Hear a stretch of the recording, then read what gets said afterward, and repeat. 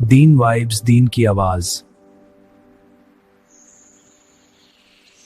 کے اندر بڑی فضیلت آئی ہے، ذرا آپ اس فضیلت کو بھی سن لیجئے تاکہ پتہ چل جائے کہ سورہ کہف کے کیا فضائل ہیں۔ بعض سورتوں کے خاص خاص فضائل احادیث میں وارد ہوئے ہیں، جیسے سورہ فاتحہ، سورہ بقرہ، سورہ آل عمران، سورہ کہف، سورہ ملک، سورہ کافرون، الاخلاص اور معوذتین۔ حضرت برار اللہ عنہ روایت کرتے ہیں، ایک صحابی تھے جو اپنے گھر میں سورہ کہف کی تلاوت اونچی کر رہے تھے۔ ان کے گھر کا صحن چھوٹا تھا، گھوڑا بھی بندھا ہوا تھا اور چارپائی کے اوپر ان کا بیٹا بھی لیٹا ہوا تھا، سویا ہوا تھا۔ اب ان کا دل چاہتا تھا کہ وہ اونچی تلاوت کریں، جہر سے تلاوت کریں۔ جب وہ جہر سے تلاوت کرتے تو گھوڑا بھدکتا تھا اور ان کو ڈر ہوتا یہ گھوڑا کہیں میرے بیٹے کو لات نہ مار دے، تو وہ آہستہ پڑھتے تو گھوڑا بھی پرسکون ہو جاتا۔ پھر طبیعت میں جوش آتا، شوق اٹھتا، پھر دل چاہتا کہ اونچا پڑھیں، پھر گھوڑا بھدکنے لگ جاتا۔ یہی ساری رات ہوتا رہا۔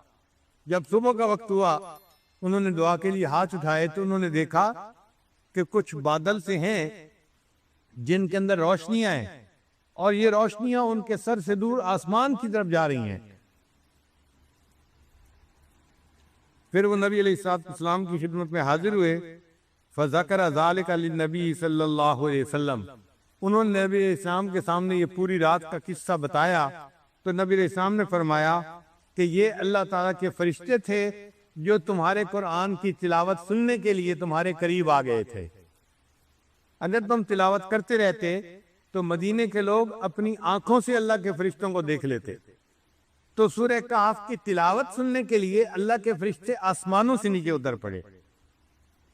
ابو الدرداء رضی اللہ عنہ روایت کرتے ہیں، من حافظ 10 آیات من اول سورۃ الکہف، کہ جس بندے نے سورہ کہف کی پہلی 10 آیات کو یاد کر لیا، اسی من فتنۃ الدجال، اللہ تعالیٰ اس کو دجال کے فتنے سے محفوظ فرما لیں گے۔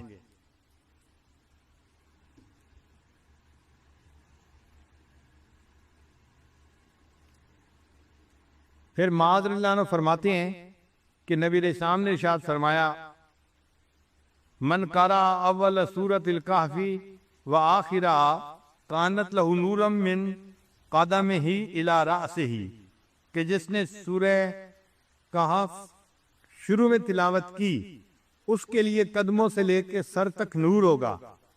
ومن قرأہا کلہا، اور جس نے پوری سورہ کہف کی تلاوت کی، کانت لہ نورا ما بین السماء الی الارض، تو اس کے لیے اللہ تعالیٰ زمین سے لے کے آسمان تک نور پیدا فرما دیں گے۔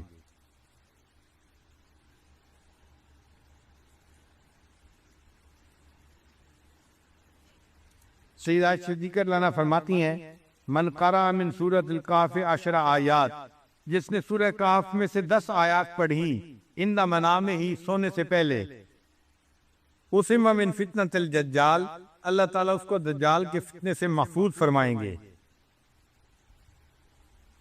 ابن عباس رضی اللہ عنہ فرماتے ہیں کہ نبی علیہ السلام نے ارشاد فرمایا، سورۃ الکہف تدعی فی التوراۃ حائل، کہ سورہ کہف کا نام تورات کے اندر حائل تھا۔ حائلہ کیا مطلب؟ حائل ہونے والی، یعنی یہ بندے اور قبر کے عذاب کے درمیان حائل ہونے والی صورت ہے، بندے اور شیطان کے درمیان حائل ہونے والی صورت ہے۔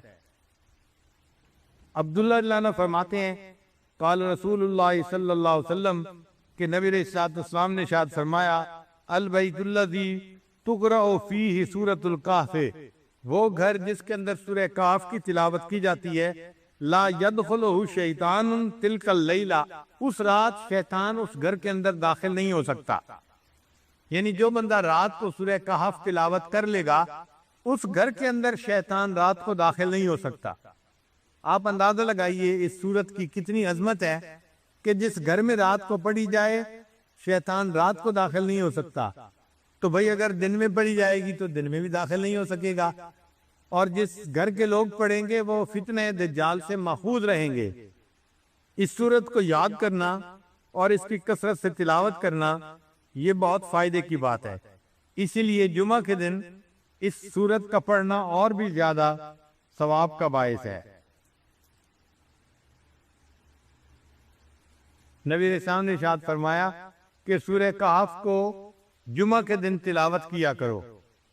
تو ہم سورہ کہف کی بھی تلاوت کریں جمعہ کے دن اور اس کو یاد کر کے پڑھنے کی کوشش کریں تاکہ اللہ تعالی ہمیں شیطان سے بھی بچائے اور جو دجال ہے اللہ تعالی اس کے فتنے سے بھی ہمیں محفوظ فرمائے.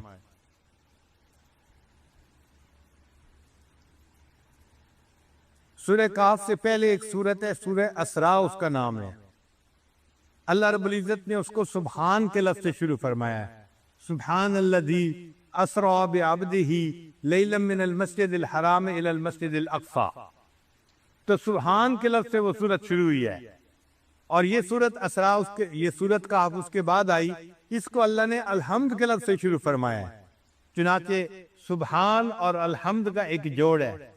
بخاری شریف کی آخری روایت ہے کلمتان حبیبتان الی الرحمن ثقیلتان فی المیزان خفیفتان علی اللسان سبحان اللہ و بحمدہ سبحان اللہ العظیم.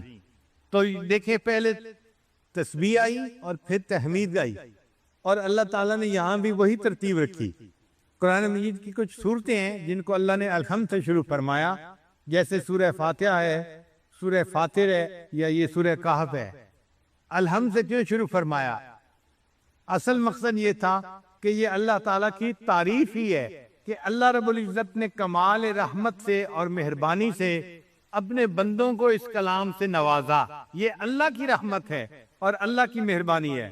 اور مفسرین نے لکھا ہے کہ اللہ تعالیٰ نے الحمد سے اس لیے سورت کو شروع فرمایا کہ اللہ جانتے تھے کہ بندے میرے حمد کا حق ادا کر ہی نہیں سکتے، اس لیے مجھے اپنی حمد خود بیان فرمانی ہے. اللہ نے اپنی حمد خود بیان فرمائی. امام ربانی حضرت مجدد ثانی رحمۃ اللہ نے لکھا ہے کہ اگر بندہ اللہ کی حمد بیان کرنے کے لیے ایڑی چوٹی کا زور لگا دے تو بھی وہ اللہ کی حمد کو بیان نہیں کر سکتا، کیونکہ اللہ تعالیٰ اتنے عظیم ہے کہ انسان اس کی عظمت کے مطابق اس کی تعریف کر ہی نہیں سکتا. ہم اللہ کی کیا تعریف کریں گے؟ انبیاء کے سردار، انبیاء کے امام حضرت محمد مصطفیٰ احمد مجتبی حضرت محمد مصطفیٰ صلی اللہ علیہ وسلم انہوں نے فرما دیا اللہم لا احصی ثناء علیک، اے اللہ میں آپ کی تعریفوں کا احاطہ نہیں کر سکتا. انت کما اثنیت علی نفسک، آپ ایسے ہیں جیسے آپ نے اپنی تعریفیں خود بیان فرمائی ہیں. تو اللہ کی تعریف اللہ خود ہی بیان فرما سکتا ہے، مخلوق میں سے کوئی تعریف کر ہی نہیں سکتا. اللہ اتنے بڑے ہیں. اس کی مثال یوں سمجھیں، ایک عام آدمی اس کو کوئی کہنے لگ جائے کہ جی آپ ذرا ایک سپر کمپیوٹر کی تعریف کریں، تو ایک عام آدمی یا ایک بچہ جو پرائمری اسکول کا پڑھنے والا ہے وہ سپر کمپیوٹر کی کیا تعریف کرے گا؟ وہ تو جانتا ہی ہے اس کے بارے میں. اسی طرح ہم بندے ہیں، ہم اللہ کی عظمت کی حقیقت کو جانتے ہی نہیں، اس لیے ہم اس کی تعریف کر ہی نہیں سکتے. جتنی تعریفیں کریں گے یہ تعریفیں نیچے رہ جائیں گی. اللہ کی شان اس سے بھی بڑی ہے، اس سے بھی بڑی ہے، اس سے بھی بڑی ہے. اللہ تعالیٰ بہت بڑے ہیں. اسی نبی علیہ السلام نے ارشاد فرمایا کہ اے اللہ ما عبدنا کا حق کا عبادت، ہم نے آپ کی عبادت ایسے نہیں کی جیسی عبادت کرنے کا حق تھا. ہم عبادت کا حق ادا کر ہی نہیں سکتے. امام ربانی مجدد ثانی رحمۃ اللہ فرماتے ہیں کہ کوئی بندہ کتنے خلوص سے عبادت کیوں نہ کرے، کتنی یکسوئی کے ساتھ، کتنی توجہ کے ساتھ، کتنی جو ہے وہ یکسوئی کے ساتھ عبادت کرے، وہ اللہ کی عبادت کا حق ادا کر ہی نہیں سکتا. اس کی عبادت نیچے رہ جاتی ہے. اللہ کی شان اس سے بھی اونچی ہے، اس سے بھی اونچی ہے، اس سے بھی اونچی ہے. اب یہاں پہ ایک سوال پیدا ہوتا ہے کہ جب ہم اللہ تعالیٰ کی حمد بیان کر ہی نہیں سکتے جیسے اللہ تعالیٰ اونچے ہیں، حمد کے لائق ہیں، پھر ثواب کیوں ملتا ہے؟ پھر ثواب کیوں ملتا ہے بندے کو؟ تو علماء نے اس کا جواب دیا علماء جواب دیتے ہیں کہ اگر باپ اپنے بیٹے کو اسکول داخل کروائے نا اور شام کو بچہ گھر واپس آئے اور آ کے کہ ابو میں نے لکھنا سیکھا ہے، باپ کہتا ہے بیٹا دکھاؤ تختی، تو بیٹا تختی دکھاتا ہے، اس نے ٹیڑھی سیڑھی لائنیں لگائی ہوتی ہیں، کچھ سمجھ میں نہیں آ رہا ہوتا، لیکن باپ اس کو انکریج کرنے کے لیے، اس کا دل رکھنے کے لیے اس کو آئس کریم انعام لے کے دے دیتا ہے۔ یہ جو آئس کریم کا انعام ہے یہ خوش خطی کا انعام نہیں ہے، یہ اس کا دل رکھنے کے لیے اس پر شفقت کا اظہار ہے۔ اسی طرح اللہ جو ہماری عبادتیں قبول کرتے ہیں وہ ہماری عبادتوں کی کوئی اچھائی نہیں ہوتی، بلکہ اللہ ان اللہ بالناس لرؤوف الرحیم، اپنے بندوں پر رؤوف اور رحیم ہے، اس کی رافت اور رحمت کا یہ تقاضا ہے، اللہ اپنے بندوں کی ٹوٹی پھوٹی عبادت پر بھی ان کو اجر عطا فرما دیتا ہے۔ اس لیے اللہ تعالیٰ نے اس سورت کو الحمد کے لفظ سے شروع فرمایا۔ ایک حدیث پاک میں آتا ہے کہ جس نے جمعہ کے دن عصر کی نماز کے بعد 80 مرتبہ درود شریف پڑھا، اللہم صلی علی سیدنا محمد النبی الامی وعلی آلہ وسلم تسلیما، اللہ تعالیٰ 80 مرتبہ پڑھنے پر 80 سال کے گناہوں کو معاف کر دیتے ہیں۔ اب آپ غور کریں، عام طور پہ عمریں تو 80 سال سے کم ہی ہیں آج کل۔ نبی صاحب نے فرمایا میری امت کی اوسط عمریں بین 70 و 60، 60-70 کے درمیان ہوں گی، اور آج کل 60-70 کے درمیان ہی لوگ چلے جاتے ہیں۔ پہلے عمریں ذرا لمبی ہوتی تھیں، اب تو گھٹتی جا رہی ہیں۔ تو بہرحال 80 سال کے گناہ معاف ہونے کا دوسرا مطلب کیا ہے کہ نبی لسان نے فرمایا جو جمعہ کے دن عصر کے بعد یہ پڑھ لے گا اللہ تعالیٰ اس کی ساری زندگی کے گناہوں کو معاف کر دیں گے۔ آپ بتائیے یہ کتنا سستا سودا ہے۔ لہٰذا ہم میں سے ہر بندے کو اس کا معمول بنانا چاہیے۔ یہ بخاری شریف کی روایت ہے کہ ہم جمعہ کے دن عصر کی نماز کے بعد 80 مرتبہ پڑھیں گے، پوری زندگی کے گناہ معاف ہو جائیں گے۔ گھر کی عورتوں کو بھی اس کی تلقین کرنی چاہیے کہ وہ جمعہ کے دن عصر کے بعد بچوں کو بھی پاس بٹھائیں اور گھر کے سارے لوگ 80 مرتبہ یہ درود شریف پڑھیں، تاکہ یہ سعادت نصیب ہو کہ پوری زندگی کے ہمارے گناہ معاف ہو جائیں۔